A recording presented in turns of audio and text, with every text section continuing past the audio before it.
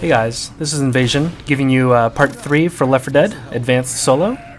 Hope you guys are gonna have a good Thanksgiving, or already had a good Thanksgiving whenever you're watching this.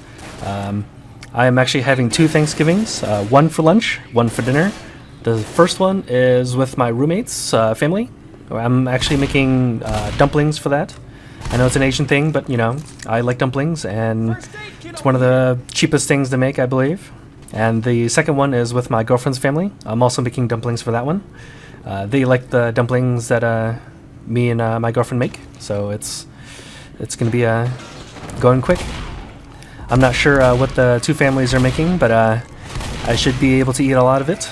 I am currently recording this at night and not gonna eat dinner because I believe I'm gonna eat a lot tomorrow for Thanksgiving. And I'm guessing everybody else is gonna be probably doing that, since if you have a big family or you like to cook Thanksgiving dinners, you want to make as much room as you can, so when you do eat, you can eat all you can, all the food before everybody else does. But hopefully I don't overstuff myself on the lunch, because I still have to go home after the lunch and make more dumplings for the dinner, and if I get too full or too tired or something, I might not be able to make it, and that's going to be kind of crappy. Since I made dumplings 2 years ago for Thanksgiving, and everybody liked it, everybody almost finished the almost 200 that I made, or not 200, 100 that I made, and there wasn't really that much people eating it, and it's just some people just liked it a lot. I ate a lot of it as well, but yeah, they were disappointed since I didn't make it last year. But I was too busy with stuff. I couldn't have enough time to actually make it and cook it. But enough about food. For the gameplay, I actually like this chapter because the tank appeared earlier. Well, before the elevator going up to the unfinished area for the hospital. It's because it actually has a lot more running room than that very little space that you can run on when you're up there. You can't fall off any buildings. There's railings and stairs that you can climb on and jump around and stuff to make it last a bit longer, or at least run away at least. And right here where I'm not really moving, I think I was just looking at my phone, or I had to move something, so I couldn't really stop, and I didn't want to pause it because I think that's just kind of weird. The AI should be able to take these guys since they're just running only from one direction. With the rest of it before the elevator, I didn't really plan this, but I was just hoping the AIs would actually follow me back into the room where no walls can be broken and where you can see the elevator. It's like the room at the end of the hallway where you can see the elevator. I don't know what you'd really call that room, but most of the time that if I do play and there's like some AI or whatever, they always stand out in like the middle of the hall and they never run back, and they usually die that way. And I was hoping that they didn't just stand out there and actually run back to me. And as you watch it, you should see that they still alive, or they still live. I mean, same word, just said differently. Shut up! Don't laugh.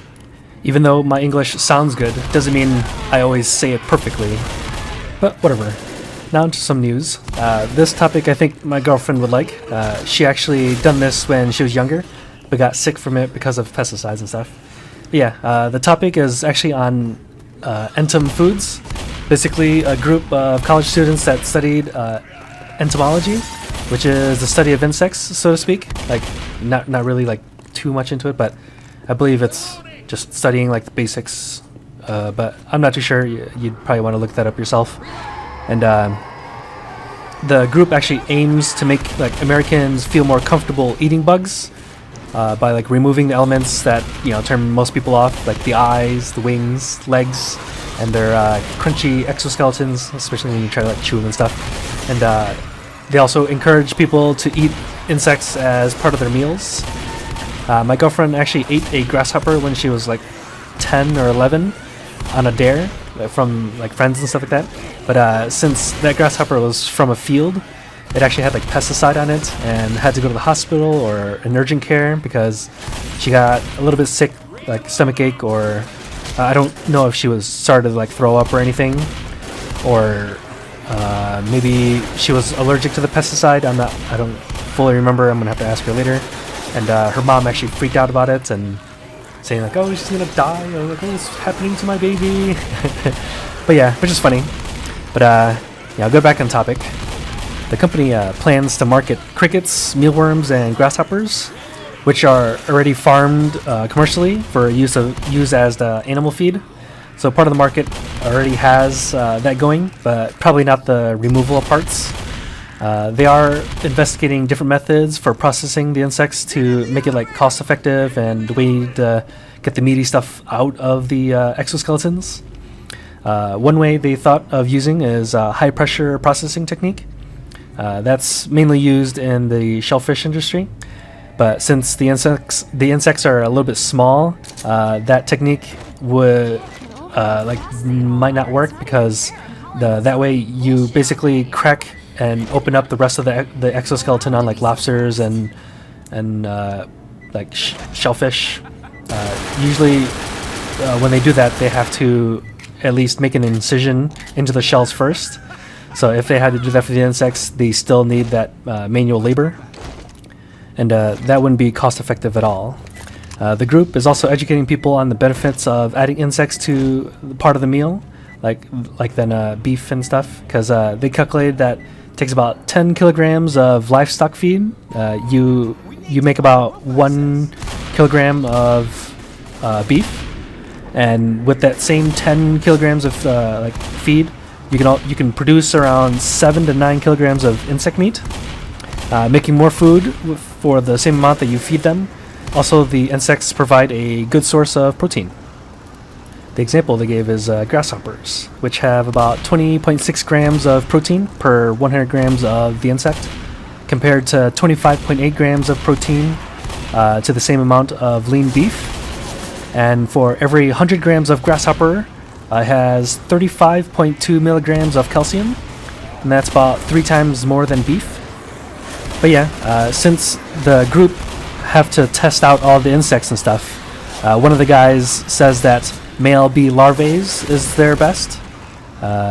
He says it tastes like honey and bacon at the same time, and who doesn't love bacon? The way he describes how he made it is just to saute them, no seasonings or anything at all, and just put them in a pan, cook them up, and start eating them.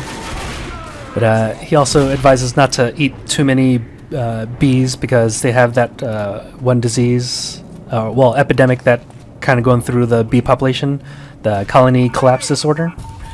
But since the video's coming to an end, hopefully you guys like the video and have a good Thanksgiving.